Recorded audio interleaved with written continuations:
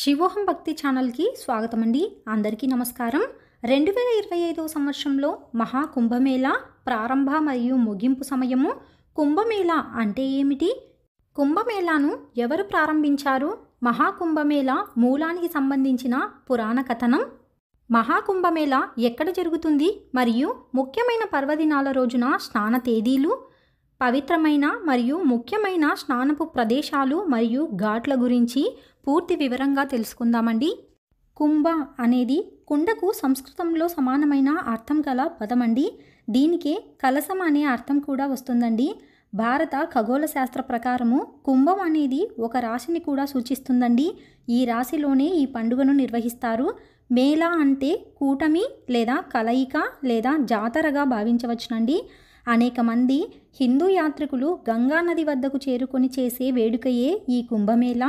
హిందూ సనాతన ధర్మంలో మహాకుంభమేళాకు ఎంతో ప్రాముఖ్యత ఉన్నదండి.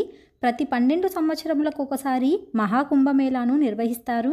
ఈ కుంభమేళాలో పాల్గొనేందుకు ప్రపంచం నలుమూలల నుండి లక్షలాది సంఖ్యలో భక్తులు తరలివస్తారండి.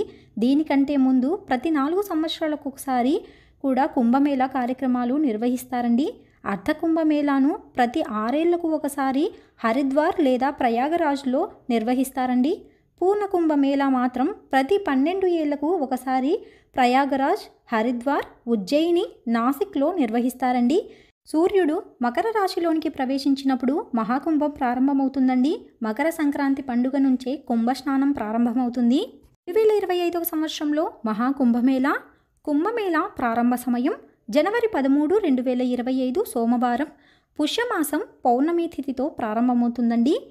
కుంభమేళా ముగింపు సమయం ఫిబ్రవరి 26, 2025 బుధవారం. మాఘమాసం మహాశివరాత్రి రోజుతో కుంభమేళా ముగుస్తుందండి. అసలు ఈ కుంభమేళాను మొదటిసారి ఎవరు ప్రారంభించారంటే, కుంభమేళా స్నానానికి దాదాపు 850 ఏళ్లకు పైగా చరిత్ర ఉన్నదండి. దీనిని ఆదిశంకరాచార్యులు ప్రారంభించినట్లు చరిత్ర ద్వారా తెలుస్తోందండి. పురాణాల ప్రకారం సాగరమథనం ప్రారంభమైనప్పటి నుండి కుంభం నిర్వహించినట్లు చెబుతారండి. కొందరు పండితులు దీనిని గుప్తుల కాలం నుండి ప్రారంభించినట్లు చెబుతారండి. ఆదిశంకరాచార్యులు, ఆయన శిష్యులు, సన్యాసులు అఘోరాలకు సంగం ఒడ్డున రాజస్నానానికి ఏర్పాట్లు చేసేవారండి. ఇక్కడ స్నానం చేయడం వలన మోక్షం పొందవచ్చునండి. మహాకుంభమేళాకు సంబంధించి పురాణాల ప్రకారం ఒక కథ ప్రాచుర్యంలో ఉన్నదండి. పురాణాల ప్రకారం సముద్ర మథనం సమయంలో అమృత భాండం కోసం దేవతలు, రాక్షసుల మధ్య 12 రోజుల పాటు భీకర యుద్ధం జరిగింది. అమృతాన్ని పొందాలనే పోరాటంలో భూమిపై 4 ప్రదేశాలలో ప్రయాగరాజ్, ఉజ్జయిని, హరిద్వార్, నాసిక్ వద్ద కొన్ని అమృతపు బిందువులు పడ్డాయని పురాణాలలో పేర్కొనబడి ఉన్నదండి. అందువలననే ఈ ప్రదేశాలను పవిత్రంగా భావించి ఈ ప్రదేశాలలో మాత్రమే కుంభమేళాను నిర్వహిస్తారండి. బృహస్పతి సంచారం, గ్రహాల కదలిక కూడా కుంభమేళా నిర్వహించటంలో కీలక పాత్ర పోషిస్తాయండి. సూర్యుడు, బృహస్పతి గ్రహం యొక్క స్థానాల ఆధారంగా ఈ కుంభమేళాను నిర్వహిస్తారండి. దేవగురువు బృహస్పతి వృషభ రాశిలో, గ్రహాల రాజు సూర్యుడు మకర రాశిలో ఉన్నప్పుడు ప్రయాగరాజ్లో కుంభమేళాను నిర్వహిస్తారండి. బృహస్పతి, సూర్యుడు సింహరాశిలో ఉన్నప్పుడు నాసిక్లో కుంభమేళాను నిర్వహిస్తారండి. బృహస్పతి, సూర్యుడు వృశ్చిక రాశిలో ఉన్నప్పుడు ఉజ్జయినిలో కుంభమేళాను నిర్వహిస్తారండి.